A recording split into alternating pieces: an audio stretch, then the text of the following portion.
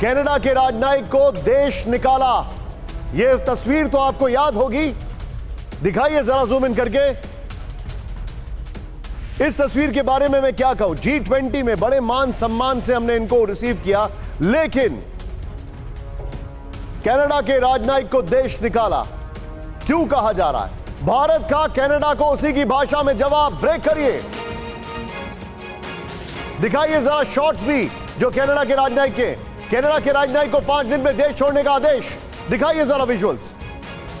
भारत ने कनाडा के उच्चायुक्त को किया तलब।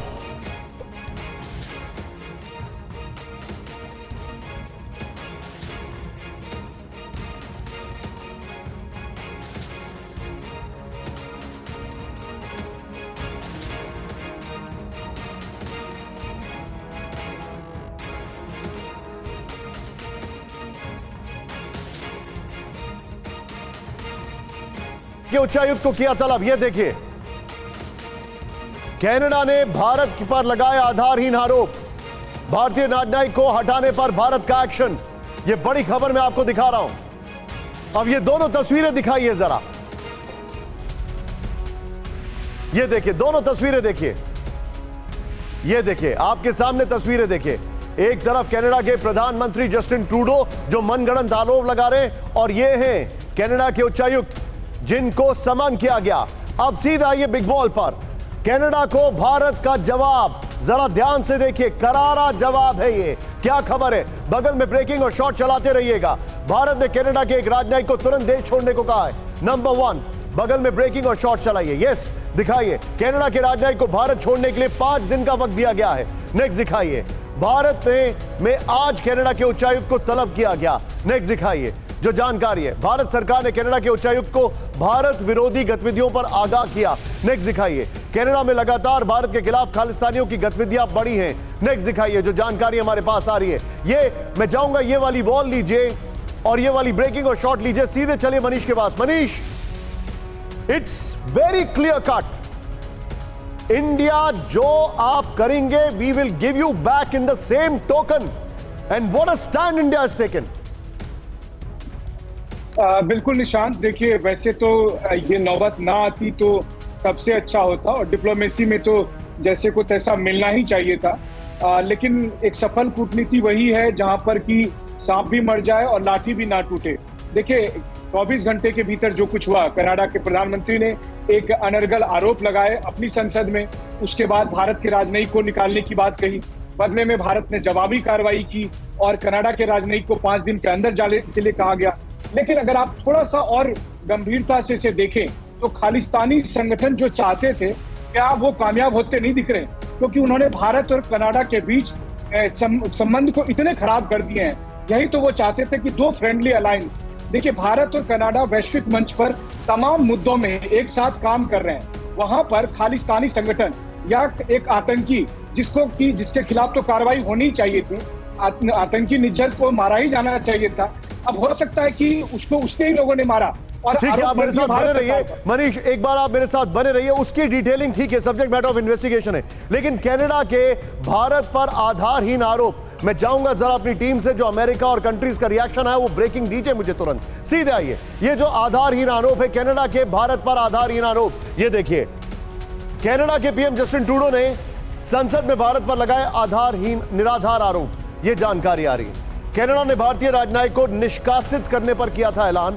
क्या किया था ऐलान? जस्टिन ट्रूडो ने खालिस्तानी हरदीप सिंह निज्जर हत्याकांड से भारत को जोड़ने की कोशिश की। फिर ये देखिए, जो जस्टिन ट्रूडो ने कहा विदेशी सरकार की संलिप्तता हमारी संप्रभुता का उल्लंघन है। निज्जर का जून में कनाडा के सरे में गोली मारकर हत्या कर दी गई थी। निज्जर को भारत भगोड़ा और आतंकवादी घोषित कर चुका है। खालिस्तान समर्थक हरदीप सिंह निज्जर पर 10 लाख रुपए का इनाम था। अब जरा अगली कहानी ध्यान से देखिए। सीधे आइए। अब मैं आपको जो दिखा रहा हूं, सीधे आइए। अगली बॉल दिखाइए। ये इसके बाद मैं सीधे चलूंगा। भारत विरोधी खालिस्तानियों का कनाडा एपिसेंटर बनता जा रहा है। ध्यान से देखिए। 1985 में एयर इंडिया के विमान IC-182 में बम धमाके के तार कनाडा में खालिस्तानी समर्थक गुट से रुके। PCR please control. भारत विरोधी सिख फॉर जस्टिस ने अपने रेफरेंडम 2020 की पहली कॉन्फ्रेंस कनाडा के टोरंटो में की थी। नेक्स्ट दिखाइए। इसके बाद कनाडा में कई भारत विरोधी खालिस्तानियों को संरक्षण है। नेक्स्ट दिखाइए जो जानकारी हमारे पास है। खालिस्तानी टाइगर फोर्स का चीफ हरदीप सिंह निज्जर जो कि मारा गया, जिसका मर्डर किसने किया हम नहीं बता रहे, ये उनको इन्वेस्टिगेट करना है। अर्शदीप सिंह अर्श, गुरपतवंत सिंह पन्नू, वो कनाडा में उनको पनाह मिली हुई है। नेक्स्ट दिखाइए जो एक और जानकारी है। सिद्धू मूसेवाला का हत्यारा गोल्डी बरार भी कनाडा में आराम से जी रहा है।